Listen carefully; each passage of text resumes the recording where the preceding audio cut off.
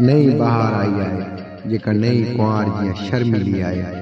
बहार ॼण त का नीरी आस आहे जेका चवे थी आउं उन्हनि वहसान जो रंग आहियां जेके आदीन में उथारींदा आहिनि, जेके वेठे वेठे बदन खे महकाए छॾींदा आहिनि। बहार चवे थी आउं उहो नाज़ आहियां जेको तड़कण खां पोइ वार छॾींदे हर उहा जवानी महसूसु कंदी आहे जंहिंजे रगनि में भिटाई इश्कियाबतनि जहिड़ो खुमार टांडनि में बहकंदो आहे।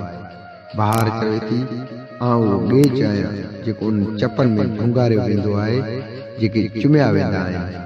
उहो सुरूर आहियां जेको अखियुनि सां अखियुनि जी मिलण वेल कंहिं नरम बेचैनीअ मां ईअं उसरंदो आहे जीअं सांझे में सितारा उतरंदा आहिनि। बहार चवे थी उहा निंड न आहियां जंहिंखे नाबालिग बदन हमसफ़र बणाईंदा आहिनि, पर उहा जाग आहियां जेका उॾामंदड़ पखियुनि जे अखियुनि में हूंदी आहे।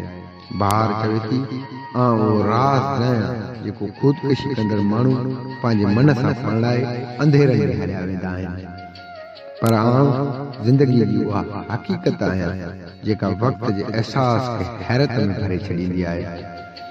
बहार चवे थी शमशान घाटनि ऐं कब्रिस्ताननि जी शाम न बणिजो, पर ॿेलनि में बहकंदड़ उहो सुबुह बणिजो जंहिंमें पखियुनि जो क़ौमी तरानो धरती जे हुस्न जी सलामती लाइ दिलरुबा दुआ बणिजी मोहींदो आहे।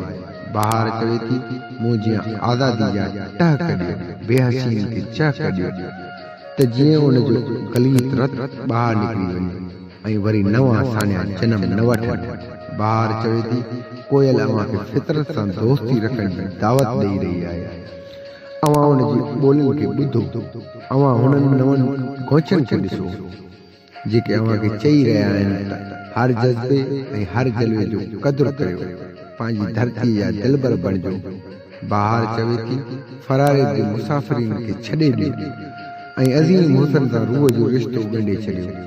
शऊर जो सुबुह मरण न ॾियो, छो जो अकुल जी ऊंदाई जहिड़ो अलमियो को थी नथो सघे।